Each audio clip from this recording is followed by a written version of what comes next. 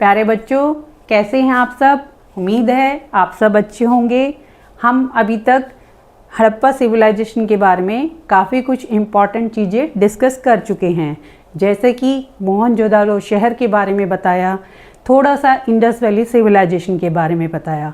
अब थोड़ा हम इसको और ज़्यादा डीप में समझने की कोशिश करेंगे, थोड़ा सा और जानने की कोशिश करेंगे। बच्चों, आजकल आपने बहुत ज़्यादा अमेरिका, ईरान के, इज़राइल के युद्ध के बारे में सुना है। उसमें अमेरिका ने जो कहा है कि हाँ, अगर ईरान अपनी हमारी शर्तें नहीं मानेगा तो हम उसको पाषाण युग में पहुंचा देंगे। तो ये पाषाण युग क्या है और इस युग में पहुंचाने की बात क्यों है? उनकी सिविलाइजेशन के बारे में थोड़ा मैं आपको पहले भी एक वीडियो में बता चुकी हूँ। अमेरिका की सिविलाइजेशन जो है वो आज से 500 साल पुरानी ही है और ईरान की सिविलाइजेशन आज से 6000 साल पुरानी है। खैर, उसकी चर्चा फिर कभी हम करेंगे। आज हम अपने देश की सिविलाइजेशन की चर्चा करेंगे। उसमें बच्चों, जब अर्थ पे मानव आया और उसका जीवन जो शुरू हुआ, उसी से ये युग बांटे गए हैं, जिसमें सबसे पहले लोअर पैलोलिथिक से मतलब ही है कि जब इंसान पत्थरों से, स्टोन एज जिसको बोला जाता है, सिर्फ उनका यूज़ करके अपना सर्वाइवल करता था। पहले वो इसी का डिवीज़न इसी बेस पे किया गया है, जैसे कि आप समझते हैं हिस्ट्री को डिवीज़न किया जाता है, ancient history, medieval history, modern history. तो ऐसे ही इसी का डिवीज़न किया गया कि जब स्टोन को धारदार बना के उसको अपने टूल्स के रूप में यूज़ करना सीखा, तो इस तरह से इनका डिवीज़न किया गया।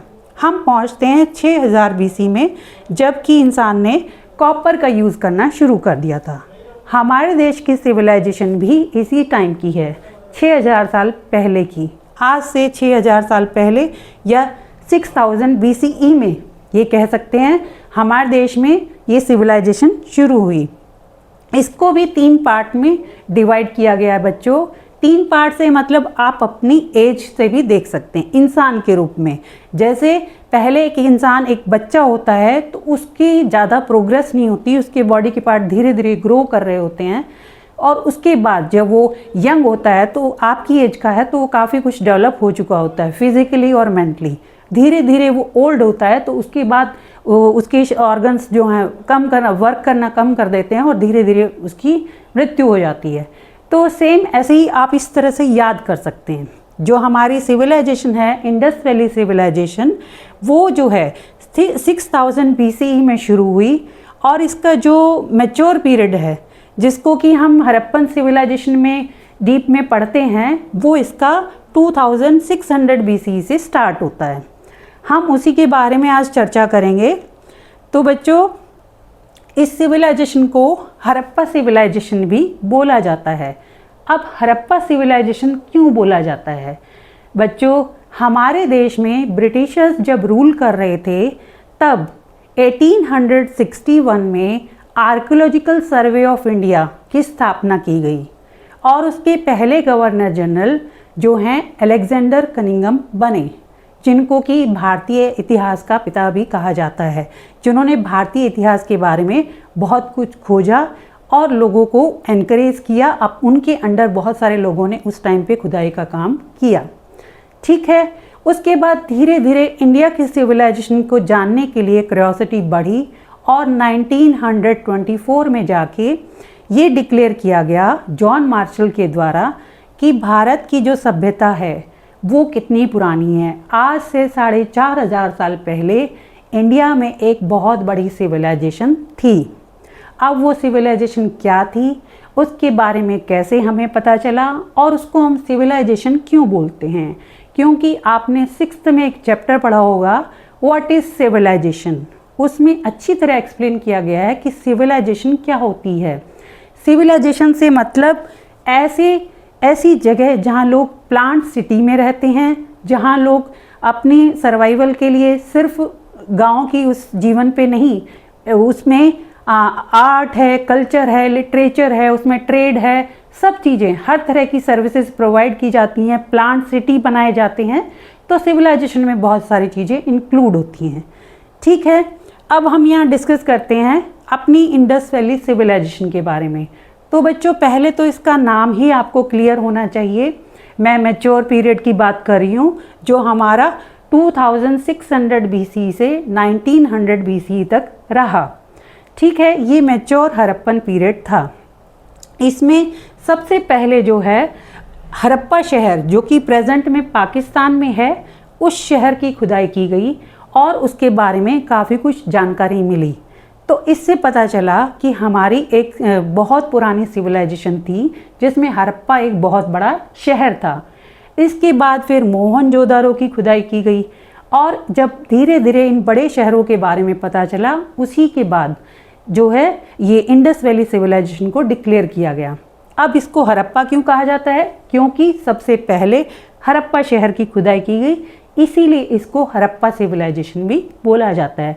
जब कभी मैं ये वर्ड यूज़ करूं हड़प्पा, तो आप समझिएगा कि यहाँ हड़प्पा सिर्फ शहर की बात नहीं हो रही है, इस हड़प्पा सिविलाइजेशन की बात हो रही है। अब इस हड़प्पा सिविलाइजेशन को इंडस वैली सिविलाइजेशन भी कहा जाता है, क्योंकि ये जो शहर हैं, साइट्स जितनी भी वहाँ मिली, वो सब इंडस रिवर के आसपास, इंडस रिवर और उसकी ट्रिब्यूटरीज, उसकी सहायक नदियों के आसपास ही ये शहर थे। आपको सबसे पहले तो ये टाइम जो मैंने बताया, आर्कियोलॉजिकल सर्वे ऑफ इंडिया कब बना, उसके पहले गवर्नर जनरल कौन थे, उसके बाद सबसे पहला शहर कब खोदा गया, उसके बाद दूसरे शहर की, और इंडस वैली सिविलाइजेशन को डिक्लेयर कैसे किया गया। नेक्स्ट पॉइंट मैंने बताया क्या कि इंडस वैली सिविलाइजेशन को pre mature period, mature period और उसके डिक्लाइन पीरियड में डिवाइड किया गया है, और हम मैच्योर पीरियड को 2600 BC से 1900 BC तक काउंट करते हैं। ठीक है, उसके बाद आगे बढ़ते हैं तो आपको इम्पॉर्टेंट इन शहरों की लोकेशन पता होनी चाहिए बच्चों, क्योंकि एग्ज़ाम में इनकी लोकेशन मैप में भरने को आ जाती है। तो आपको लोकेशन में ज़्यादा मुश्किल नहीं है, ये थोड़ा सा पाकिस्तान का इसमें एरिया आता है और थोड़ा सा वेस्ट और नॉर्थ इंडिया का पार्ट आता है, तो आपके लिए बहुत आसान है। बहुत ज़्यादा नहीं तो 5-6 जो मेन लोकेशन है वो तो आपको पता होनी ही चाहिए, जैसे कि यहाँ पे हड़प्पा शहर है, मोहनजोदारो है, कोट दीजी है, सुत्का-गेंडोर है, बालाकोट, ये नाम सारे आपने सुने होंगे, ऐसा कोई नया नाम नहीं है भी तो 2-3 बार आप बोलेंगे तो आपको ये सब याद हो जाएंगे। ये जो फेमस शहर हैं, क्योंकि इनके बारे में हम आगे पढ़ेंगे, इनमें बहुत कुछ नई नई चीज़ें बताई गई, पता चली, इसीलिए इन शहरों को अलग से मेंशन किया गया है। आगे है चंदउदारो, फिर इधर गुजरात में आते हैं तो लोथल और धोलावीरा, कालीबंगन राजस्थान में, बनावली, राखीगढ़ी, इस तरह से ये इम्पॉर्टेंट 5-6 शहर हैं जो कि आपको पता होने चाहिए। ठीक है बच्चों, आप इसकी लोकेशन याद करना और इम्पॉर्टेंट ये शहर याद करना, इसीलिए इसको इंडस वैली सिविलाइजेशन भी बोला जाता है। आगे बढ़ते हैं बच्चों, जैसे मैंने ये टाइम ड्यूरेशन बताया ही है तो थोड़ा आपकी जानकारी के लिए मैंने डाल दिया। आगे बढ़ते हैं कि कैसे वो रहते थे, यानी उनका सर्वाइवल कैसा था, कैसी लाइफ थी, तो उसमें थोड़ा बताया गया है कि आप सर्वाइवल में सबसे ज़्यादा क्या देखेंगे, क्या खाते थे, क्या कपड़े पहनते थे, कैसे रहते थे, वही सर्वाइवल के लिए जो बेसिक नीड होती हैं उसके बारे में, उसमें मैं पहले भी बता चुकी हूँ लेकिन फिर से हम डिस्कस कर रहे हैं। तो इसमें डाइटरी हैबिट्स में क्या था कि वो क्या क्या उगाते थे, wheat, barley, lentil, chickpea, सेसम, animal products, fish, foul, cattle, ship. इससे क्या चीज़ पता चलती है बच्चों?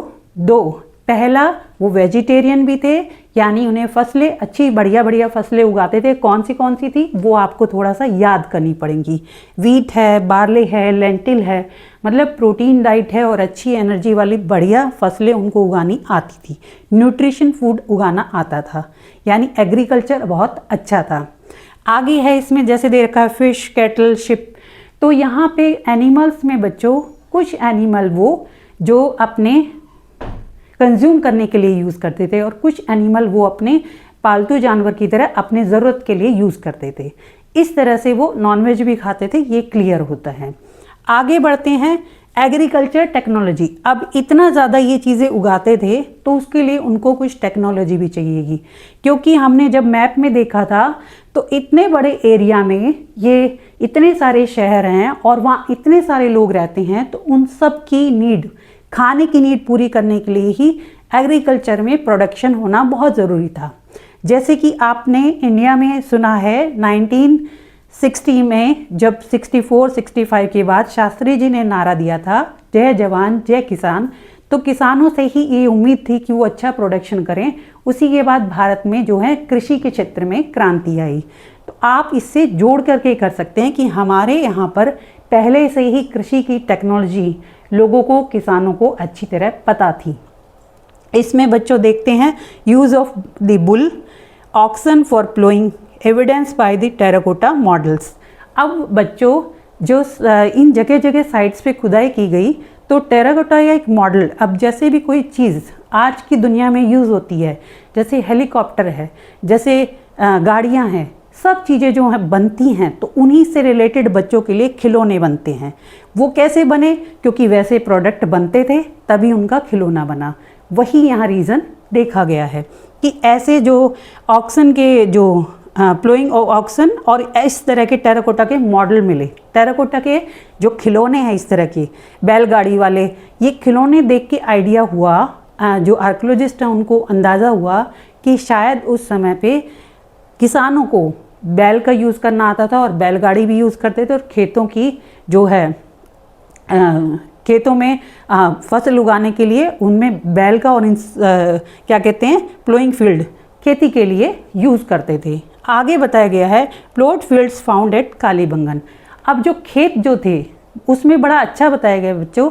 आज जो हैं हम किसानों को केमिकल्स और यूरिया ये सब बताते हैं कि डालें, प्रोडक्शन ज़्यादा हो और एक ही बार में कई फसलें उगाने का, तो यहाँ ये बहुत अच्छा प्रूफ है। कालीबंगन में ऐसे खेत मिले हैं जो कि इस तरह से बनाए गए हैं जिसमें एक साथ 2-3 फसलें उगाई जा सकती हैं, तो ये टेक्नोलॉजी उनके पास थी। नेक्स्ट आगे बढ़ते हैं इरिगेशन। अब इरिगेशन के लिए बताया गया है कि कुछ ऐसी जगह थी खेती की जहाँ ज़्यादा पानी की सुविधाएं नहीं थी, लेकिन फिर भी वहाँ खेती होती थी। तो वहाँ पानी कहाँ से अवेलेबल होता था? किसके थ्रू? कैनाल्स के थ्रू। शुर्तगई में इसका प्रूफ मिला, वेल्स और वाटर रिजर्वायर जो कि धोलावीरा में मिले। तो आपको ये कुछ चीज़ें ऐसे ही याद रखनी है कि इरिगेशन के लिए कैनाल्स का यूज़ करते थे, जिसका प्रूफ हमें कहाँ मिला? शुर्तगई में। और उसके बाद वेल और वाटर रिजर्वायर का प्रूफ कहाँ मिला? धोलावीरा में।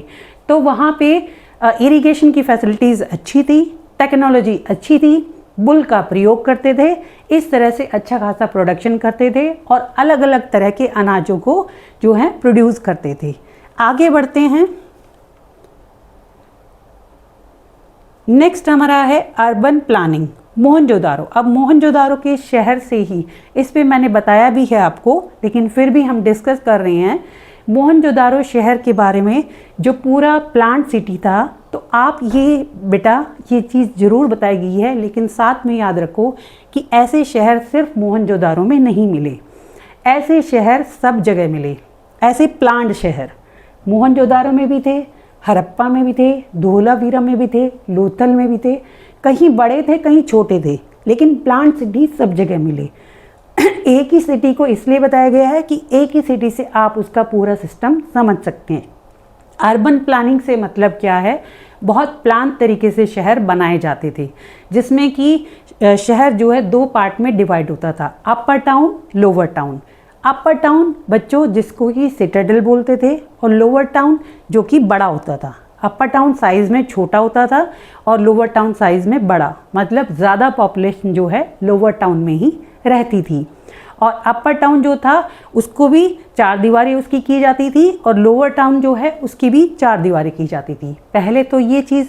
दूसरा क्या था कि जो बनाए जाते थे घर, उनको पहले ऊंचे टीले उन पे बनाए जाते थे। अब अपर टाउन में आप सोच के देखो कि कितनी ज़्यादा मिट्टी, कितने ज़्यादा सामान जब लाया गया हो उसकी नींव मजबूत करने के लिए, तो कितने सारे लेबर की ज़रूरत पड़ी होगी, वर्क फोर्स की ज़रूरत पड़ी होगी। सेम ऐसा ही काम लोअर टाउन में किया गया। लोअर टाउन में भी ऐसे ही नींव जो है थोड़ी सी मिट्टी से ऊंची बनाई जाती थी, फिर उसके ऊपर घर बनाए जाते थे।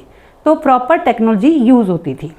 ठीक है, लोअर टाउन में आप ये डिफरेंस आगे भी पढ़ेंगे कि सोशल डिफरेंस ज़्यादा नहीं मिलेगा लोगों में।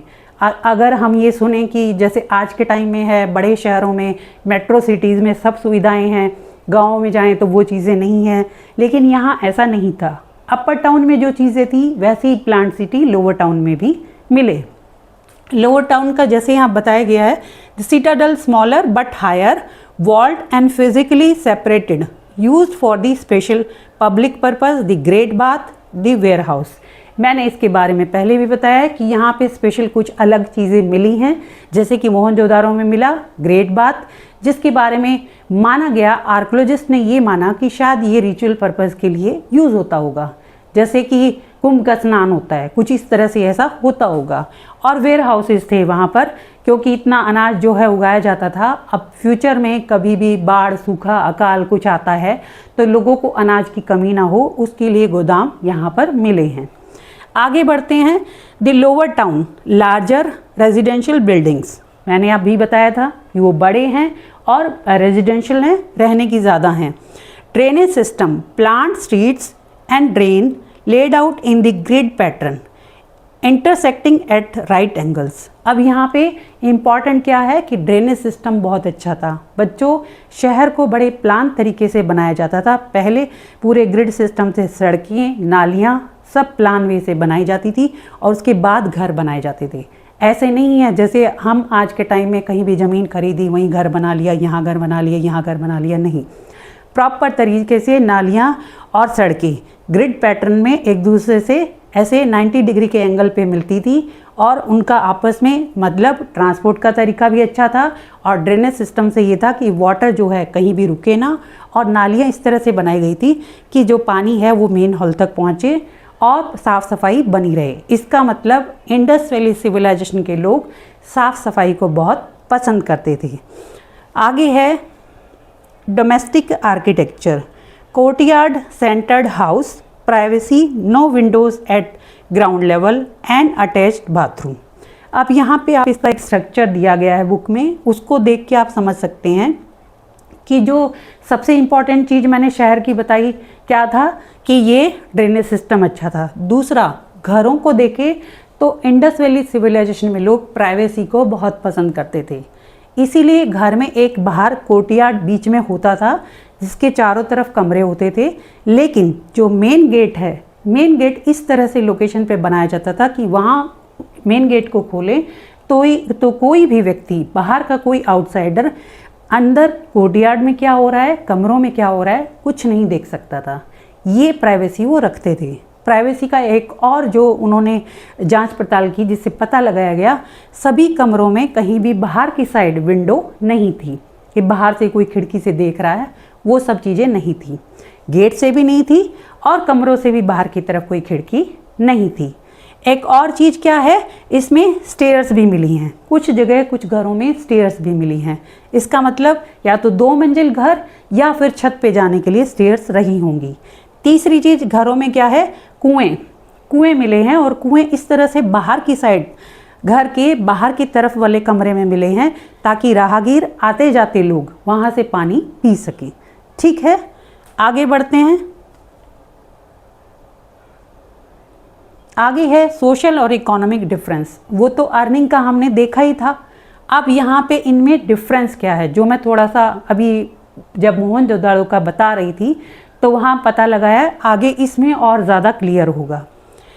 बरियल्स हमने बच्चों मोहनजोदाड़ो शहर के बारे में पढ़ा तो उसमें बताया था, उसका नाम ही इसीलिए पड़ा क्योंकि उसको कहा जाता है मृतकों का टीला, क्योंकि वहाँ बहुत सारे बरियल्स, लोगों की बहुत सारी हड्डियाँ, कंकाल सब मिले, तो इसी वजह से उसका नाम जो है मोहनजोदाड़ो पड़ा।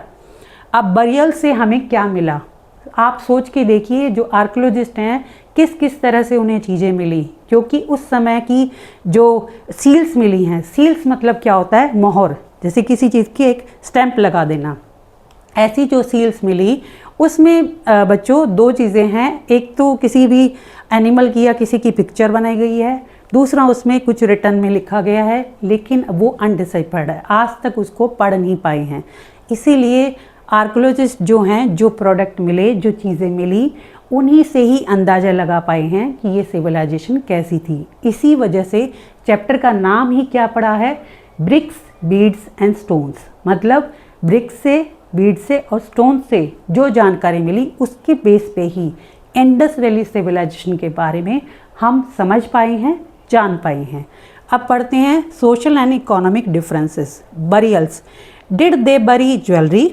Yes, in some cases where there major wealth gaps generally less disparity than Egypt. अब यहाँ पे क्या बताया गया है बच्चों, इसमें साथ में इजिप्ट के बारे में बताया गया कि इजिप्ट में कुछ जगह जो बरियल्स मिले वहाँ पे खुदाई में बहुत सारा जो कीमती पत्थर हैं या गोल्ड है ऐसा सामान मिला, लेकिन यहाँ इंडिया में बरियल्स में ऐसा कुछ ज़्यादा नहीं मिला खुदाई में जैसा कि इजिप्ट में मिला।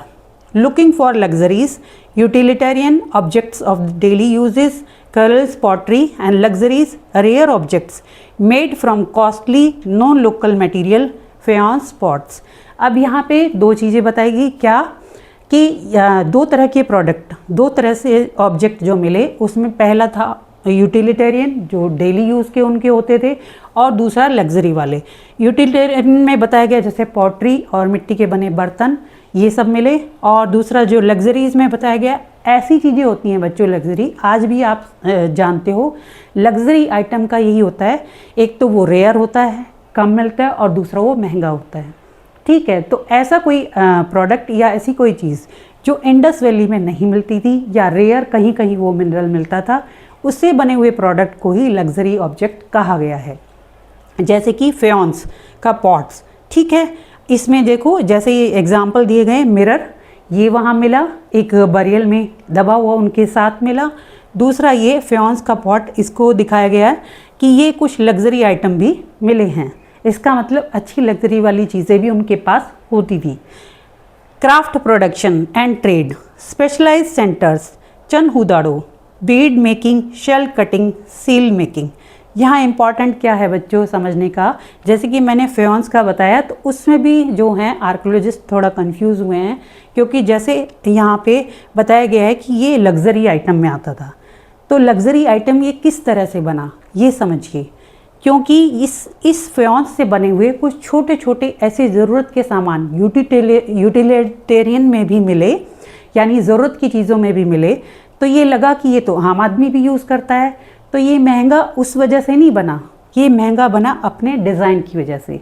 जैसे कोई मशीनों में आप समझते हो आज की बड़ी कंपनी का कोई प्रोडक्ट होता है तो उस कंपनी के नाम पे ही वो महंगा हो जाता है, तो ऐसा कुछ इसकी डिज़ाइन की वजह से इसको कहा गया, नहीं तो इस तरह के पॉट्स जो हैं वो आम आदमी के बरियल्स में भी मिले हैं। आगे बढ़ते हैं क्राफ्ट प्रोडक्शन, इसमें ये आपको ज़रूर याद रखना है चनहुदाड़ो। चनहुदाड़ो बच्चों बड़ा इम्पॉर्टेंट शहर रहा, जैसे कि आज प्रेजेंट में सूरत को कहा जाता है कि हीरों का प्रोडक्शन, हीरों से रिलेटेड जितनी मालाएं, मोती, हीरों का जितना ट्रेड होता है वो बहुत बड़ा सेंटर है वहाँ पे। तो ऐसे ही बहुत बड़ा क्राफ्ट प्रोडक्शन का सेंटर क्या था, चनहुदाड़ो। एक छोटा सा शहर था लेकिन क्राफ्ट प्रोडक्शन में बहुत आगे था, क्योंकि इस जगह पे उनको आर्कियोलॉजिस्ट ने जो सर्वे किया, खुदाई की, तो वहाँ बहुत सारी चीज़ें मिली, जिसमें कि bead making, shell cutting, seal making, मतलब मोतियों की माला, शेल बनाना, और जो शेल हैं जो सीप, जो सागर के किनारे जो शहर थे, जैसे यहाँ हमने अभी पढ़े थे सागर के किनारे, उन शहरों से जो हैं शेल आते थे और उनकी शेप बना बना के वो नए नए प्रोडक्ट, माला हो, मोती हो, सब चीज़ें जो बरियल्स में मिली, उससे पता चलता है कि ये सब चीज़ें यहाँ पे बनती थी। अब मटेरियल्स उसमें क्या क्या यूज़ होते थे, corneal red, Jasper, crystal, steatite, copper, bronze, gold. यहाँ पे चीज़ें बताएगी, आपको ये मेटल पता होने चाहिए, 2-3 बार पढ़ोगे याद हो जाएगा। इम्पॉर्टेंट ये है कि ब्रॉन्ज, कॉपर, गोल्ड, स्टेटाइट, ये सब चीज़ें, ये तो जेस्पर, ये सब जो हैं नॉर्मल ऐसे ही यूज़ होते थे, सामान्य रूप से यूज़ होते हैं, जो आप वैसे भी बता सकते हैं। इनमें ज़्यादा कुछ, कार्नियल जो रेड कलर का एक था उसको अलग से थोड़ा सा याद रखना है। इनमें नाम में जो अलग होगा मैं उसको दोबारा से रिपीट करती हूँ ताकि आपके लिए आसान हो जाए। कार्नियल। आगे है strategy for procuring materials, local, Khetri, south India, gold. मतलब यहाँ सीरीज से पढ़िए, क्राफ्ट प्रोडक्शन पहला है इसकी इम्पॉर्टेंट सेंटर, दूसरा है मटेरियल क्या क्या यूज़ होते थे, तीसरा है स्ट्रेटजी, क्या इसमें यूज़ कहाँ से ली जाती थी। तो इंडिया में लोकल भी थे कुछ सामान, जो कि जैसे खेतरी, राजस्थान से कॉपर और साउथ इंडिया से गोल्ड, जो प्रेजेंट में भी हम लेते हैं। कर्नाटक में आपको पता है वहाँ से हम गोल्ड आज भी वहाँ पर मिलता है, खदानें हैं, और कॉपर आज भी राजस्थान से हम लेते हैं। अगला है distance, Oman copper, Mesopotamia trade links mention in the cuneiform text as Meluhha. अब यहाँ पे समझने की बात इंपॉर्टेंट ये है बच्चों कि इंडस वैली सिविलाइजेशन के लोगों के कनेक्शन मेसोपोटामिया की सिविलाइजेशन के लोगों के साथ थे। उनके बीच में आपस में ट्रेड होता था, और वो ट्रेड दोनों तरह से होता था, लैंड रूट से भी होता था और सी रूट से भी होता था। क्योंकि सी रूट से होने के कुछ सील्स बनी हैं जिस पे नाव बनी हुई है, जो सील्स बनी हैं मिली हैं उन पे नाव बनी हुई है। इससे पता चल रहा है कि नाव के थ्रू सी रूट से भी ट्रेड होता था, और बैलगाड़ी ये सब प्रूफ मिले तो इससे पता चलता है कि लैंड के थ्रू भी ट्रेड होता था। अब इसमें जो चीज़ें मिली, जैसे ओमान से कॉपर मिला, मेसोपोटामिया से जो है ट्रेड लिंक में कॉनिफेरस जो वहाँ पे टेक्स्ट मिला उसमें मेलुहा वर्ड यूज़ हुआ। मेलुहा वर्ड बच्चों मेसोपोटामिया के लोग इंडस वैली सिविलाइजेशन के लोगों के लिए यूज़ करते थे। ठीक है, आगे बढ़ते हैं। Authority, seals and script. अब यहाँ पे इम्पॉर्टेंट चीज़ क्या है समझने की, हमने उनकी सोशल लाइफ समझी, हमने उनकी इकोनॉमिकल लाइफ समझी, हमने ये समझा कि कैसे क्राफ्ट प्रोडक्शन होता था, कैसे उनका अर्बन प्लानिंग सिस्टम था। यहाँ पे समझने की ज़रूरत है कि अथॉरिटी किसके हाथ में थी, मतलब पॉलिटिकल सिस्टम कैसा था वहाँ पे। तो बच्चों ये थोड़ा सा इसमें बुक में भी डिस्कस किया गया और अभी तक पूरा क्लियर भी नहीं हुआ है कि वहाँ पे अथॉरिटी किसके हाथ में थी। अगर ये कहें कि एक ही राजा था जो पूरे इस इंडस वैली सिविलाइजेशन पे रूल करता था, तो उसका भी कुछ ऐसा प्रूफ नहीं मिला है जिससे लगे कि एक ही राजा पूरे इस सिविलाइजेशन पे, पूरे एरिया पे रूल करता था। कुछ जो हिस्टोरियंस हैं वो ये मानते हैं कि शायद जो अलग अलग शहर हैं वहाँ अलग अलग जगह रूल करते थे लोग, और एक मान्यता ये है कि शायद जनता के अपने अपने शहर से कुछ लोग, अपना ग्रुप वो मिलके रूल करते थे। मतलब ये समझिए कि शायद डेमोक्रेटिक सिस्टम था। तो अथॉरिटी के बारे में यही डिस्कशन है, अभी तक कुछ क्लियर प्रूफ उसके बारे में हमें नहीं मिला है। इसमें है the priest king was there a single ruler और मैनी डिबेटेबल। मैंने बता दिया अभी कि ये डिबेटेबल है, अभी तक क्लियर नहीं है। The script undeciphered written from right to left usually short inscription. अब यहाँ पे क्या बताया गया कि जो स्क्रिप्ट मिली, जो रिटन, मैंने आपको बताया मेसोपोटामिया के बारे में ज़्यादा इसलिए पता लग पाया क्योंकि वहाँ जो रिटन चीज़ें थी, जो सील्स मिली, वो हमें उसको पढ़ पाए तो जानकारी मिल पाई। लेकिन यहाँ की सिविलाइजेशन में जो इंस्क्रिप्शन मिले, जो सील्स मिले, उसको आज तक पढ़ा नहीं जा सका है, इसलिए हम उसके बारे में ज़्यादा नहीं पता लगा पाए। लेकिन इसमें ये ज़रूर बताया गया है कि उस टाइम के लोग कैसे लिखते थे, राइट टू लेफ़्ट। हम लोग कैसे लिखते हैं, लेफ़्ट टू राइट, और वो कैसे लिखते थे, राइट टू लेफ़्ट। और थोड़ा सा ये बताया गया है कि उनके लेटर्स भी बहुत ज़्यादा थे, लेटर्स 400 के करीब थे, तो उनको आइडेंटिफाई कर पाना, एक दूसरे से कनेक्शन बना पाना बड़ा मुश्किल है। आगे बढ़ते हैं। Seals and sealing used for long distance communication and ensuring the security of goods. अब सील्स आप ये आज भी जानते हैं, कोई भी प्रोडक्ट कोई कंपनी बनाती है तो उसको पूरा अच्छी तरह पैकिंग करती है, उसके ऊपर कंपनी का नाम, प्रोडक्ट, डेट, वेट, सब कुछ उस पर लिखा हुआ होता है, रेट, और उसके साथ वो बाहर भेजा जाता है। जब हमारे पास वो प्रोडक्ट आता है, हम किसी कंपनी का कोई सामान ऑर्डर करते हैं, तो उस पर वो सब चीज़ें लिखी हुई हैं। अगर हम उसको वो खुला मिल जाए तो हम बोल सकते हैं कि ये पहले प्रोडक्ट खुल चुका था, हम इसको नहीं लेंगे। तो सेम काम यहाँ पर भी था कि जो सामान बेचा जाता था उस पर बाकायदा पूरा उसको बांध के उसको अच्छी तरह से बांधा जाता था, टाई अप किया जाता था, और मिट्टी लगा के उस पर सील लगाई जाती थी, सील निशान, मोहर लगाई जाती थी। जब वो मिट्टी सूख जाती थी तो मोहर परमानेंट बनी रहती थी। अगर रास्ते में उसको छेड़ा जाएगा तो मोहर अलग से दिख जाएगी। इसीलिए इस तरह से सामान बेचा जाता था। तो ये पता चल रहा है सील्स लगाने का मतलब क्या है बेटा, सील्स लगाने का मतलब ही यही है कि कोई अथॉरिटी थी। अथॉरिटी होगी उसी की तो सील्स लगेंगी, उसकी तो मोहर को मान्यता मिलेगी, चाहे वो किसी बड़े बिजनेसमैन की हो, चाहे वो उस इलाके के राजा की हो, चाहे वो रिच पर्सन की हो, चाहे प्रिस्ट किंग, जिसकी कि एक वो मिला है प्रूफ, तो वो ये मानते हैं कि शायद प्रिस्ट किंग रूल करता होगा। ये वर्ड भी क्यों आया, क्योंकि जो मेसोपोटामिया सिविलाइजेशन है वहाँ पे जो रूलर मिले उनकी पिक्चर उनको ऐसा लगी कि प्रिस्ट जो थे वही रूल करते थे। यही वर्ड इंडिया में भी आर्कियोलॉजिस्ट ने यूज़ किया। आगे बढ़ते हैं।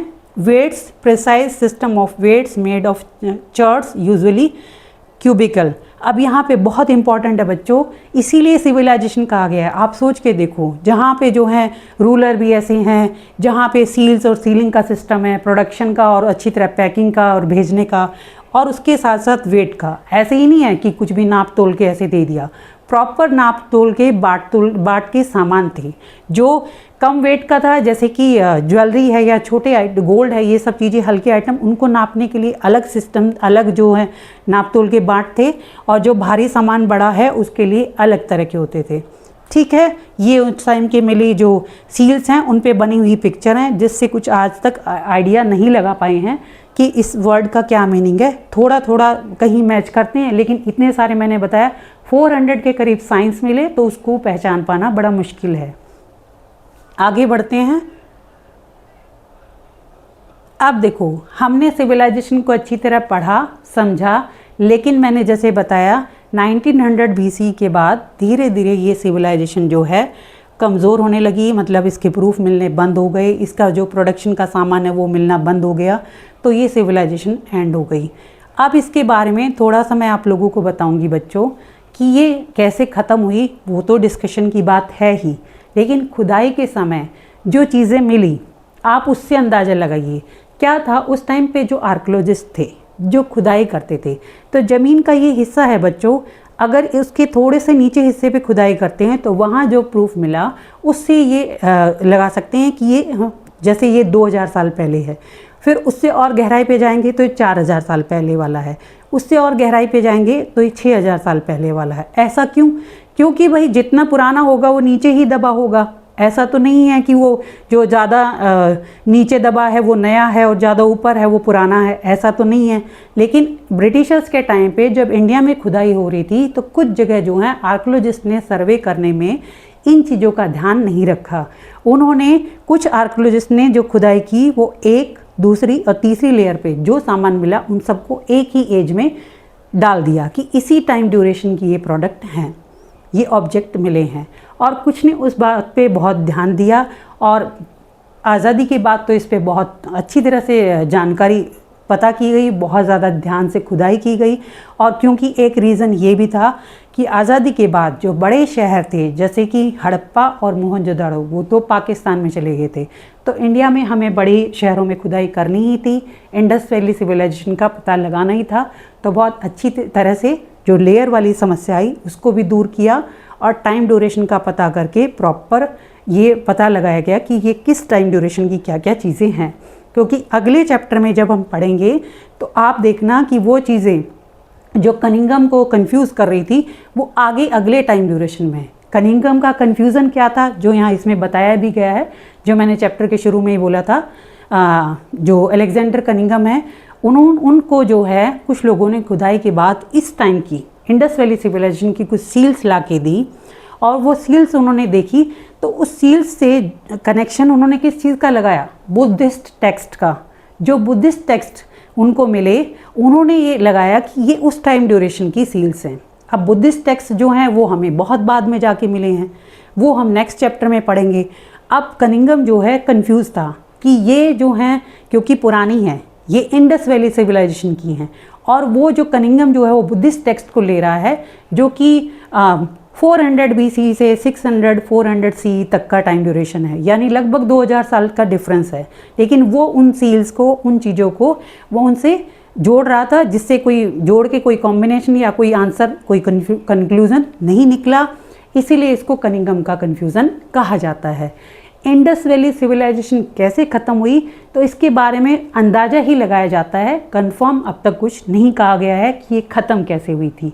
अंदाजे में क्या कहा जाता है कि शायद the end of civilisation decline, की एविडेंस क्या क्या मिले जिससे अंदाज़ा लगाया जाता है disappears, seals, script and splash. जो हमने अभी पढ़ा कि जो सील्स मिले, जो स्क्रिप्ट मिले, जो सब आइटम उस टाइम पे मिलते थे मेच्योर सिविलाइजेशन के टाइम पे, वो अब मिलने बंद हो गए थे। 1900 से 1300 BC तक जो टाइम है लेट हड़प्पन जिसको कहा जाता है, उसमें ये सब चीज़ें बीड्स, सील्स, स्क्रिप्ट्स ये मिलनी बंद हो गई थी, इसीलिए इसको लेट हड़प्पन पीरियड बोला जाता है। अब इसमें क्या कहा जाता है कि ऐसा क्यों रहा होगा, कुछ रीज़न जो बताए गए, climatic change, deforestation, excessive flooding, shift drying of reverse and over use of landscape, कि बहुत ज़्यादा ज़मीन का यूज़ किया गया तो वो नॉन फर्टाइल हो गई, तो जगह छोड़ के लोग इधर उधर चले गए, बाढ़ आ गई, सूखा हो गया, क्लाइमेटिक समस्या हो गई। ऐसा कुछ भी रीज़न सिर्फ अंदाज़ा लगाया गया है, आज तक उस चीज़ का कंफर्म नहीं पता चला है कि ये सिविलाइजेशन, इतनी अच्छी सिविलाइजेशन, इतने बड़े एरिया में फैली हुई, इतने बड़े बड़े शहर जो इतना डेवलप थे, ऐसी क्या घटनाएं हुई, ऐसा क्या चीज़ें हुई उस समय कि ये इतनी जो प्रोग्रेस्ड सिविलाइजेशन थी वो ख़त्म हो गई। तो उसके सिर्फ ये आइडिया हैं। तो अब मुझे लगता है शायद आप लोगों को काफ़ी कुछ इसमें क्लियर हुआ होगा। अगर कुछ क्लियर नहीं हुआ है तो आप कमेंट बॉक्स में लिखिएगा, मुझे बताइएगा, मैं और क्लियर करूँगी और अच्छी तरह बताऊँगी। लेकिन बच्चों, जो मैंने बताया है आप ध्यान से उसको एक बार फिर से सुनना। इसमें इम्पॉर्टेंट चीज़ें जो मैंने बताया, जैसे कि मैप में कुछ इम्पॉर्टेंट शहर हैं, मेटल्स में कुछ इम्पॉर्टेंट मेटल्स हैं, जो हमारे फूड प्रोडक्ट में कुछ इम्पॉर्टेंट एनिमल्स हैं या वीट है, बार्ले, ये है, ये सब याद करने हैं। और इसके अलावा जो इसमें सील्स मिली, जो इसमें जो और प्रूफ मिले, जैसे अर्बन सिविलाइजेशन के प्रूफ मिले, जैसे ट्रेड के मिले, और इंटरनल ट्रेड और एक्सटर्नल ट्रेड के जो प्रूफ मिले, जो स्टोन्स कौन से यूज़ होते थे, ये 4-5 चीज़ें आपको याद रखनी है। उससे ही आपका चैप्टर बिल्कुल क्लियर हो जाएगा। 2-3 बार आप इसको सुनोगे, उसके बाद आप बुक पढ़ोगे, आपका ये चैप्टर बिल्कुल क्लियर हो जाएगा। अच्छी तरह से याद करना बच्चों, ध्यान से पढ़ना, ध्यान से नोट्स बनाना, मैप की प्रैक्टिस करना, मैप के थ्रू कनेक्ट करके चीज़ें याद करना, बहुत जल्दी याद हो जाएगा।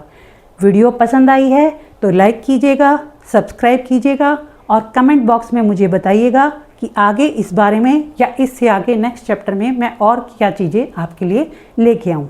थैंक यू बच्चों।